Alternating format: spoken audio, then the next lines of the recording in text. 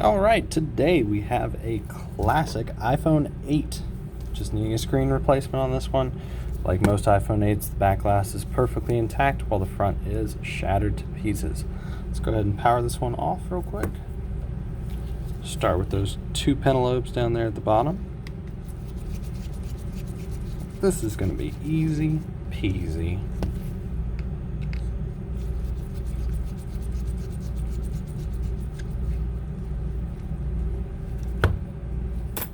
Pentalobes out. Alright, we'll grab our trusty pry tool right here. I always start down at the bottom near the charge port, and this one has been replaced before because there's no water resistant adhesive holding him on. What do we have inside? Uh-oh. That's a water damage right there. I kind of expected it with it being opened and having the screen replaced before anyway, but we're going to continue on. Unscrew our four slightly differently sized Phillips heads.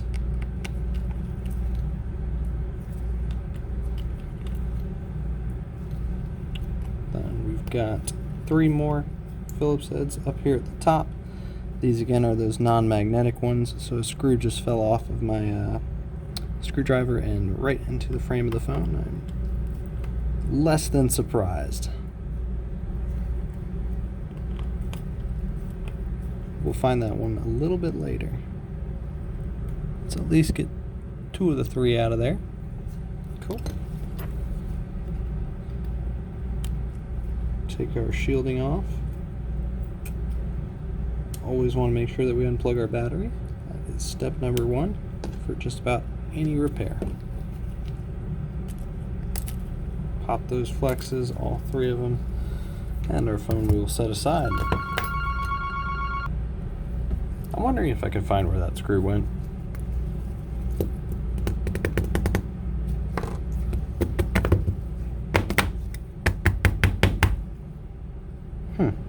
Well, if the screw fell in there, it's in there. It's now part of it. It can have it. It can keep it. Let's go down here to our screen. We're going to start with those four tri-wing screws down there at the bottom. If it's been replaced before like this one, it may either come out easier or infinitely harder, because tri-wings are a terrible, terrible screw design. They are one step away from being a flathead, and they tend to strip out pretty darn quick. Make sure those are out of the way. Get our shield out of the way, and we will pop our home button connector at the very bottom. Top. Looks like we've got 6 total Phillips heads to remove. We've got 4 that hold in the shield and the ear speaker. Sorry, 5. And then you've also got 1 that holds the proximity sensor, the actual flex connection down against the frame of the phone.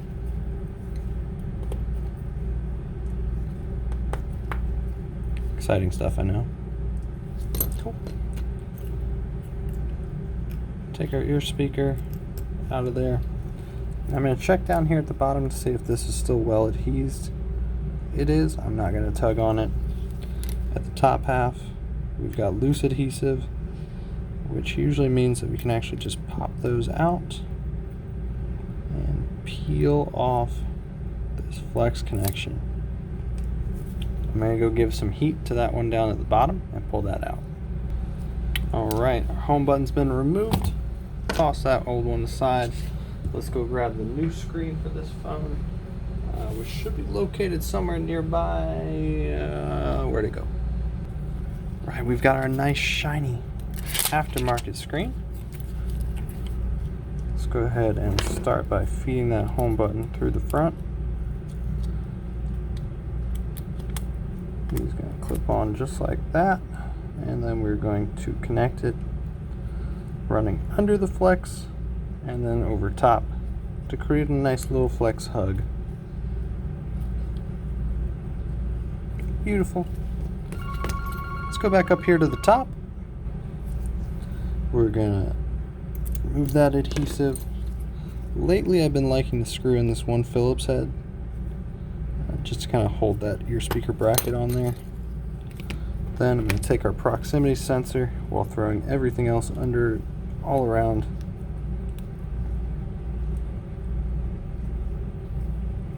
Proximity's in. Go ahead and cover with our ear speaker and ear speaker shield. Beautiful.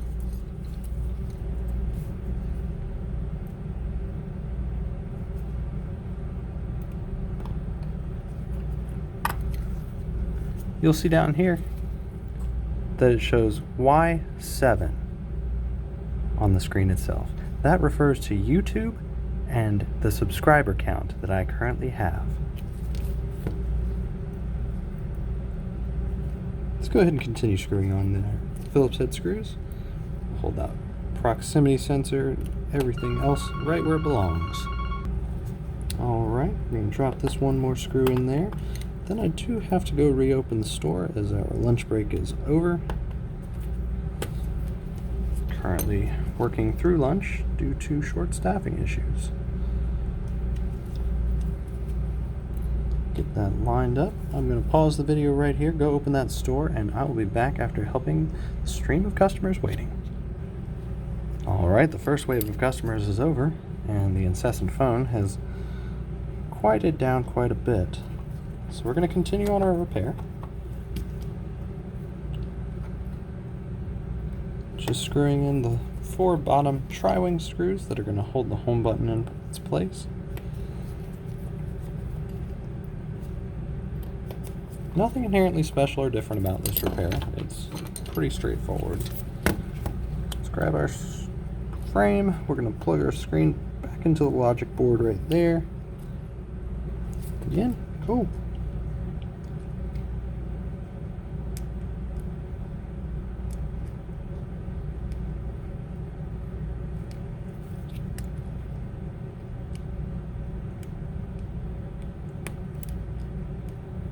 If they don't want to plug in easily, stop, back out, and try again slowly.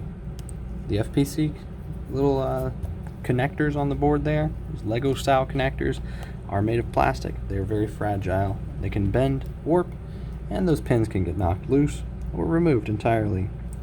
And then you have a very unhappy board.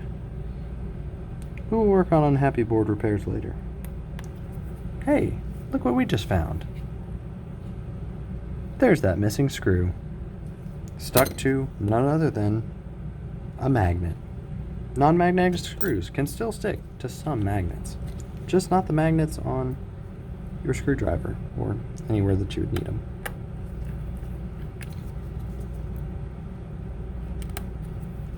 Typically, this is the spot where you would stop and test to make sure that your new screen works. Feeling pretty confident on this one. So I didn't see any major issues before I started the repair, despite it having a little bit of liquid damage. And to be honest, I'm not really seeing that liquid damage at all. I'm just seeing that the indicator has turned a pinkish color, not even fully red or anything like that. So more than likely this customer just takes their phone in the shower with them, or has it somewhere that's going to stay humid and moist, and without having a water resistant adhesive around the interior anymore, it's bound to get some humidity and condensation, some moisture buildup on the inside. That's just the nature of the beast. You know, that phone rings right when I need to pick up a screw. Hold on, here we go. Alright, we're finished putting all of our screws back in the device. We're going to go ahead and power it on now.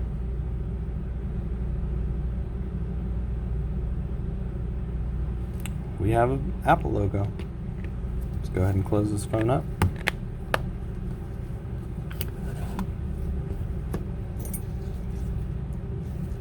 Gonna screw our pentalobes in down here at the bottom.